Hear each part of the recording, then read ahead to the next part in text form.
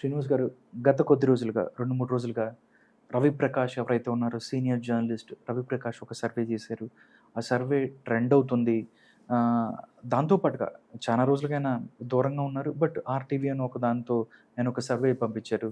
దగ్గరగా 95 టీడీపీకి satellite channel అండి, ఆ! YouTube channel. అది డిజిటల్ ప్లాట్‌ఫార్మ్ అని చెప్తున్నారు. అది త్వరలో శాటిలైట్ కూడా కాబోతుందని అంటున్నారు. ఆయన తీసుకొచ్చిన ఈ సర్వే ఏదైతే ఉందో అక్కడి నుంచి టీడీపీ 95, 13 జనసేన, 3 బీజేపీ అంటూ ఆయన మాట్లాడుతున్నారు. మొత్తం చూస్తే 111 అన్నట్టుగా ఆయన చెప్తున్నారు. నిజంగా అంటే ఈ సర్వే గురించి ఏం చెప్తారు? దీంట్లో విశ్వసనీయత ఉందంటారా? ప్రకాష్ గారు విలక్షణ ఆంధ్రప్రదేశ్ మీడియా రంగంలో ఈనాడు ఎలాగ సంచలనం సృష్టించిందో టీవీనే అలాంటి సంచలనం సృష్టించింది. ఆయన వల్ల దట్స్ ఇస్ బ్రెయిన్ చైల్డ్. ఆయనే దాన్ని పాతి దాన్ని మొక్కకు నీళ్లు పోసి దాన్ని ఒక స్టేజ్ తీసుకొచ్చి ఇండియాలో నెంబర్ 1 ఛానల్గా చేసిన వ్యక్తి రవిప్రకాష్ గారు. ఆయన స్వెట్ షేర్ ఉండొచ్చు, కొంత ఇన్వెస్ట్మెంట్ చేసి తక్కువ షేర్ ఉండొచ్చు. ఆయన కష్టం, ఇన్వెస్ట్మెంట్ ఎవరైనా పెట్టి ఉండొచ్చు. ఇవాళ చూశాను చాలా చోట్ల బాస్ ఈజ్ బ్యాక్ అని. నిజంగా ఆయన trend sector, no second thought in that. సరే, ఇవాళ సర్వేల వరకు వస్తే నేను చెప్తున్నాను అండి, ఇప్పుడు నేను చెప్పింది దాంట్లో తేడా ఉందని నాకు అర్థం కాదు. మీ దగ్గరగా ఉంది. నేను దగ్గర కాదండి, కోస్తా జిల్లాల్లో నేను ఇప్పుడు చెప్పాను 5-6 నుంచి. అసలు ఏం తేడా, ఎక్సెప్ట్ బారింగ్ 1 or 2 డిస్ట్రిక్ట్స్లో కొంచెం తప్ప, మొత్తం కోస్తా జిల్లాలో అవుట్ రైట్గా వైఎస్ఆర్ కాంగ్రెస్ పార్టీ మెజార్టీ వచ్చింది విజయనగరం జిల్లా. చెప్పే కదా మీతో. అవును, పోటీగా ఉండేది నెల్లూరు జిల్లా. కొంచెం ఒక సీటు 6 సీట్లు 4 సీట్లు 4 రావచ్చు, 5 కానీ. రాయలసీమ జిల్లాలో 3 జిల్లాలు, చిత్తూరు, కర్నూలు, కడప. కర్నూలులో అయితే మ్యాక్సిమం సీట్లు వస్తాయి వైఎస్ఆర్ కాంగ్రెస్ పార్టీకి. స్టేట్ మొత్తం మీద అత్యధికంగా ఒక జిల్లాలో వచ్చే సీట్లు కర్నూలులోనే అభిప్రాయం అని చెప్పాను. అనంతపురంలో తెలుగుదేశం పార్టీ కొంత మెజార్టీ వస్తుందని. కానీ వారు ఏంటంటే చెరుసగం చిత్తూరులో వస్తాయన్నారు. దీంట్లో 2 సీట్లు, ఏది పశ్చిమ గోదావరి జిల్లాలో 2 సీట్లు, గుంటూరు జిల్లాలో 17కి 2 సీట్లు, ప్రకాశం జిల్లాలో 2 సీట్లు ఇచ్చారు. ఏదో 2, 3, 4 సీట్లు తేడా ఉండొచ్చు. ఒక చిత్తూరు జిల్లా నేను 105, నేను ఆయన ఎలాంటి సర్వే చేశారో ఆయనకి డెఫినెట్గా ఆయనకు ఒక నెట్వర్క్ ఉంది. నేను సర్వే చేయకపోయినా సర్వే సంస్థలు అనేక మిత్రులు ఉంటాం. నా సొంతంగా అక్కడ నా మిత్రులు ఎక్స్ వైస్ ఛాన్సలర్స్, ప్రొఫెసర్స్, విద్యార్థులు అనేక చోట్ల విద్యార్థులకి చేయిస్తున్నారు చాలామంది. మన సొంతంగా ఉండే ఇండిపెండెంట్ స్వతంత్ర వ్యక్తులు దాదాపు కొన్ని ఒక 100-150 పట్టణాలు, గ్రామాలు, మిగతా చోట్ల నేను సమాచారం ఇండిపెండెంట్ వ్యక్తులు తీసుకున్న సమాచారాన్ని క్రోడీకరించి చెప్తున్నాను.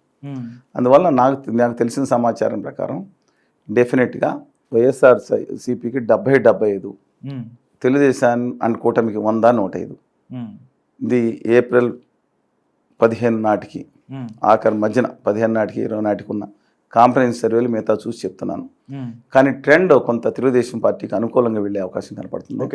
ఎందుకంటే ల్యాండ్ టైటిలింగ్ యాక్ట్ కానీ, మేనిఫెస్టోలో ఉన్న భాగాలు కానీ, దాంతోపాటు వైఎస్ఆర్ కాంగ్రెస్ పార్టీలో ఉన్న అత్యధిక గ్రామ సర్పంచులు, జడ్పీటీసీలు, ఎంపీటీసీలు వీళ్ళకి పని లేకుండా పోవటం, ఎవరో కూడా కండు వేసుకుని 50 లక్షలు ఖర్చు పెట్టుకున్న ప్రెసిడెంట్ కుర్చీ కూర్చుంటే అంటే నన్ను ఏమట్లేదు, మీదేందయ్యా ఇంతకుముందైతే మీరు క్యాస్ట్ సర్టిఫికేట్ వాళ్ళు ఎంఆర్ అనేవారు, ఇంటికి తీసుకొచ్చి ఇచ్చాడే అన్ని మీతో పని ఎంత ఉందా అంటే, వీళ్ళకి పదవి డబ్బులు ఖర్చు పెట్టుకుని దేనికి, డబ్బులు సంపాదించడానికి కాదండి. అది వాళ్ళు కొంతమంది ఉంటారు, ఏదో హోదా ఉంది నా సర్పంచ్, ఏదో ఊళ్ళో సర్పంచ్ గారు అంటే ఎక్కడ ఉంటాడే సర్పంచ్తో మాకు పని ఏంటి అంటున్నారు ఈ మధ్యన. ఇదే తల కొట్టేసినట్టు అయిపోయింది. గ్రామ స్వరాజ్యాన్ని మనం కాపాడాలి నిజమే, గ్రామ సచివాలయాలకు అధిపతిగా సర్పంచ్ కూడా ఉండాలి, నిజాయితీ నిబద్ధత పెంచే విధంగా జవాబుదారీగా ఉండాలి, కాదంటలేదు. కానీ ఈ వ్యవస్థ వల్ల దానికి ఏమైంది, వాళ్ళందరూ వ్యతిరేకంగా ఉండేటట్టున్నారు. ఉద్యోగస్తులు ఇంకా మారుతున్నారు, ఖచ్చితమైన 80% మంది ఉద్యోగస్తులు వ్యతిరేకంగా ఉన్నారు. అంగన్వాడీ వర్కర్స్ వాళ్ళు వ్యతిరేకంగా ఉన్నారు. అందువల్ల ఇవన్నీ కూడా మైనస్ ఉన్న రోజుకి మైనస్ అయ్యే అవకాశం కనపడుతుంది. ఒకే ఒకటి నేను చెప్తలుచుకున్నానండి, అవుటర్గా మీరు కూడా వెళ్ళి సార్ తిరిగి వచ్చారు. అర్బన్ సెంటర్స్లో by and large barring 2-3 cities తీసేయండి, ఉన్న 50 నగరాలు చూసుకోండి, పట్టణాలని చూస్తే దాంట్లో మీరు కనుక ఇంటర్వ్యూ చేస్తే 10 మందికి 7 తిడతా ఉన్నారు జగన్మోహన్. ఆ లెక్కను చూస్తే జగన్మోహన్ రెడ్డి గారు 5 సీట్లు రాకూడదు. ఇవాళ సైలెంట్ ఓటింగ్ ముఖ్యంగా రూరల్ ప్రాంతాల్లో జగన్మోహన్ రెడ్డి గారు ఉంది. ఆ లెక్కనైతే ఆయన 10% కూడా రాకూడదు. ఎందుకు వాళ్ళు 40-42% దాటుతుందనే పరిస్థితి వచ్చిందంటే, ఆ లాభం పొందేవాళ్ళు ముఖ్యంగా మహిళలండి. తనకు లాభం చేసిన వాళ్ళు ఎస్పెషల్లీ 2 తెలుగు ప్రజలు 2 ఉన్నాయి. ఇది మంచి గుణాలు, అది ఎవరు వాడుకుంటే డిఫరెంట్ ఇష్యూ. ఒకటి జాలిపడే గుణం. అయ్యి బాబాయ్ పాపం ఒకసారి జాలి 2 సార్లు 3 సార్లు పోయాడంట, ఒకసారి మనం చేసేద్దాం, పాపం తండ్రి ఇలా లేడంట, ఈ లెక్కన పాపం జైల్లో వేసారంట పెద్ద అన్ని, ఈ లెక్కన జాలిపడే గుణం డెఫినెట్గా ఉందండి. రెండోది తనకు సాయం చేసిన వాళ్ళు మీరు బై అండ్ లా చెప్తున్నాం, మనిషిన వాళ్ళు చాలామంది ఉంటారు మరవకపోవటం, ఈసారి రుణం తీర్చుకుంటాం. గ్రామీణ ప్రాంతాల్లో 50% మహిళలు ఈ రోజు కూడా జగన్మోహన్ రెడ్డి గారు వెంట ఉంటున్నారు.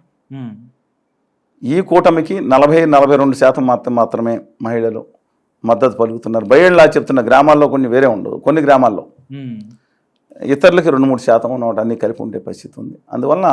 అందువలన జగన్మోహన్ రెడ్డి గారు బై అండ్ లార్జ్ అన్ని కవర్ చేసి రాష్ట్రంలో 42.8%, జగన్మోహన్ రెడ్డి గారికి 45.3%, కూటమికి 3.9%, కాంగ్రెస్ వామపక్షాలు ఇండిపెండెంట్లు మిగతా గట్ట 3.9%, నోటాకి 1.14. ఇవన్నీ ఒక ఎత్తు, నేను చెప్పే ఈ ఫిగర్ ఒకటే ఒక ఎత్తు. 6.86%. ఇది undecided voters unprecedentedly very very high as per the psephologist are concern. ఎక్కడన్నా 3%-4% ఎంత హోరాహరి పోరాటాలు వచ్చి 20 రోజుల్లో ఉన్నప్పుడు అన్డెసైడెడ్ ఓటర్స్ అంటే అందరూ డబ్బుల కోసం చూసేవాళ్ళు కొంతమంది ఉంటారు. లాస్ట్ మీట్లో అందులో ముస్లిమ్స్ ఎక్కువ మంది ఉన్నారని కొంతమంది చెప్తున్నారు. వాళ్ళు కనుక బై అండ్ లార్జ్, ఎందుకంటే వీళ్ళు డైరెక్ట్ పొత్తు పెట్టుకున్నారు, ఇండైరెక్ట్ వాళ్ళు ఎవరికి వేయాలనేది. కానీ ఆంధ్రప్రదేశ్లో ముస్లిం సంఖ్య అంటే దూదేకులు కూడా ముస్లిమ్స్ కలుసుకుని వేరండి. ముస్లిం సంఖ్య 5.5% మాత్రం ఉంటుంది. తెలంగాణలో 12.5 ఉంటుంది. మిగతా దూదేకులు ముస్లిమ్స్ వాళ్ళు కూడా ఏదన్నా కానీ మిగతా తీసుకుంటే 100 భాష మిగతా వాళ్ళందరూ ఉంటారు. అబౌట్ 8% అప్రాక్సిమేట్లీ అనమాట. క్రిస్టియన్ మైనారిటీ ఓట్లు ఆంధ్రప్రదేశ్లో అన్అఫిషియల్గా దాదాపు 20% ఉంటాయి. అఫిషియల్గా 1.2% ఎంత ఉంటుంది చెప్తున్నానండి. ఇవన్నీ పరిగణలో తీసుకుంటే మాత్రం ఇవాళ గట్టి పోటీ జగన్మోహన్ రెడ్డి గారు ఇచ్చే అవకాశం ఇంకా ఉంది.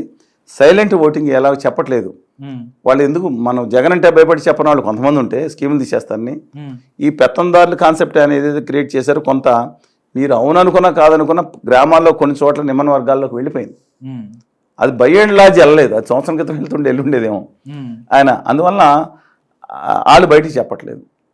అందుకని నా అభిప్రాయం ప్రకారం ఈ 6.86% అప్రాక్సిమేట్లీ, అంటే ఒకళ్ళ సర్వేలు తేడా ఉంటాయి అనుకోండి, వీళ్ళు కనుక ఏకపక్షాన్ని మొత్తం 6% వెళ్ళిపోయి జగన్మోహన్ రెడ్డి గారు చేరిపోతే జగన్మోహన్ రెడ్డి గారికి అధికారంలో రావడానికి నేరో మార్జిన్తో అవకాశం ఉంది. బట్ ఆ పరిస్థితి లేదనుకుంటున్నాను నేను. అన్లెస్ జరిగితే వరకు వేరే సంగతి అండి. అత్యధిక వాళ్ళు ఈక్వల్గా డిస్ట్రిబ్యూట్ చేసుకుని ఇదే మెయింటైన్ అవుతుంది.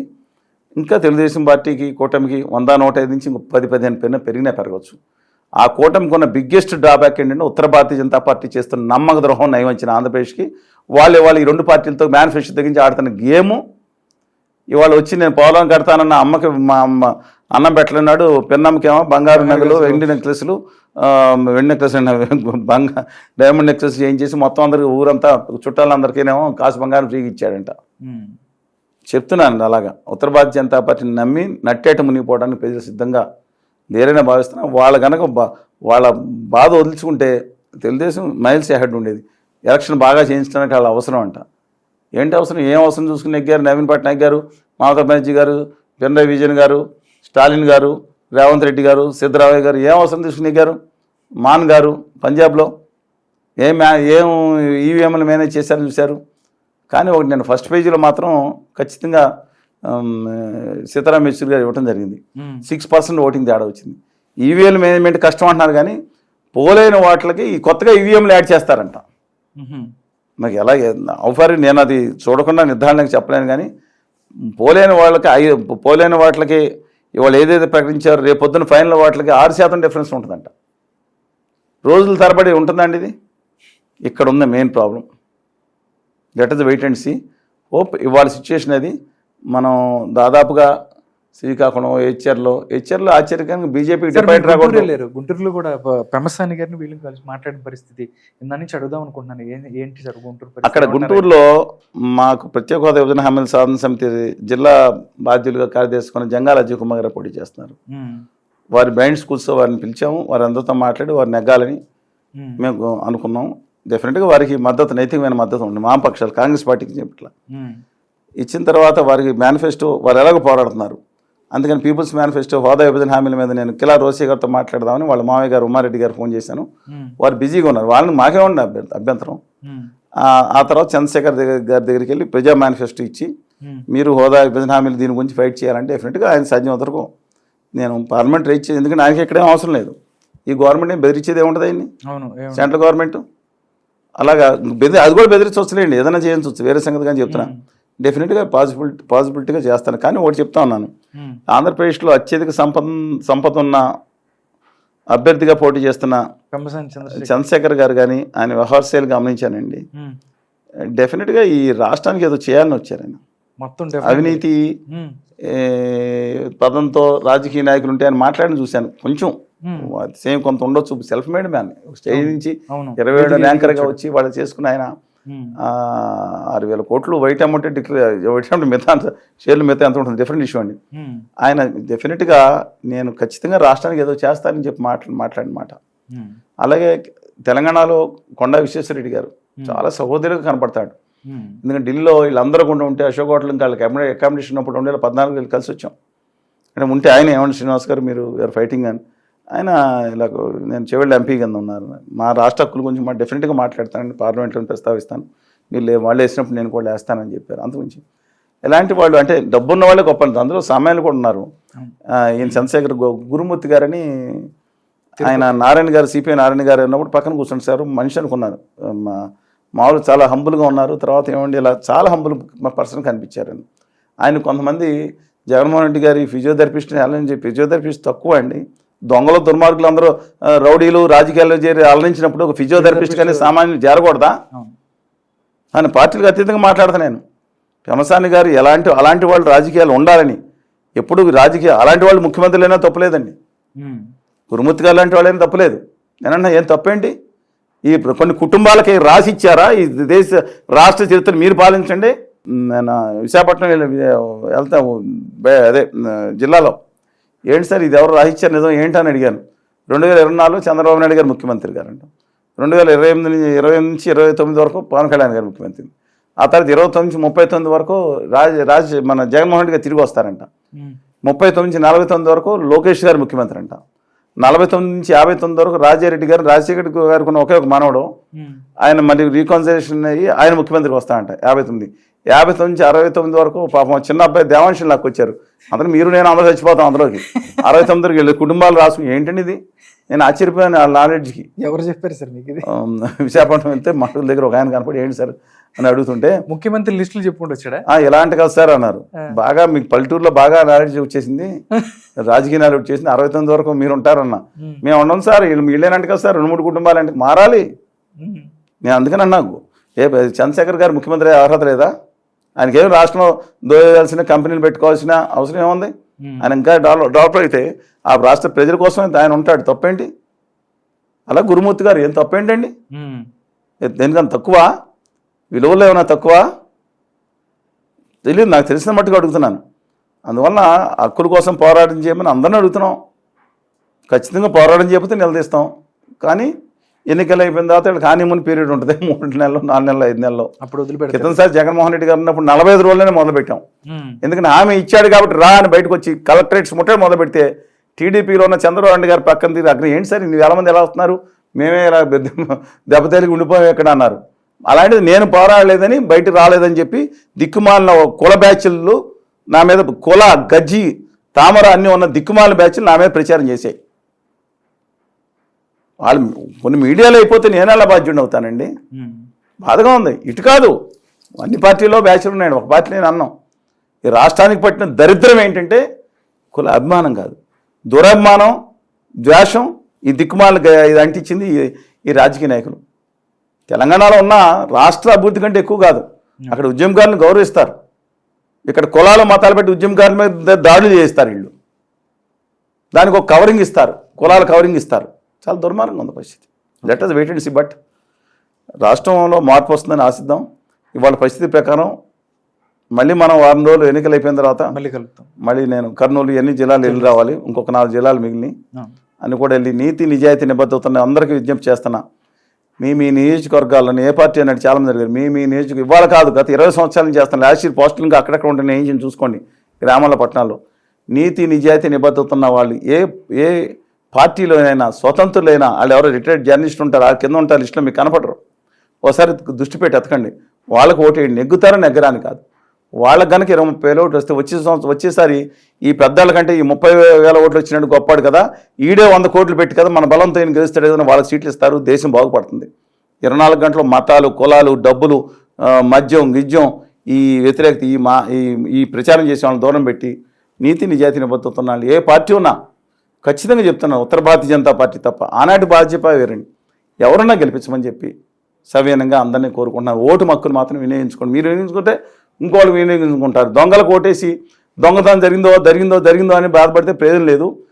బొగ్గును ముడిపేద్దంగా వేసి చెప్పాను కదా, బంగారం దాయ్ అంటే రాదండి. బంగారం ఎలా వస్తుంది? బొగ్గుబడి వస్తుంది చేతిలోకి, మళ్ళీ బొగ్గు అంటుకుంటుంది. మంచి బంగారాన్ని మీరు పంపించండి. బంగారం లాంటి మనుషులు ఉంటారు, నీతి నిజాయితీ నిబద్ధత మనుషులు పంపించమని చెప్పి అందరికీ సవినయంగా కోరుకుంటున్నాను. Thank you so much Srinivas గారు. ప్రస్తుత రాజకీయ పరిస్థితుల్లో చక్కని విశ్లేషణ నుంచి నమస్కారం అండి.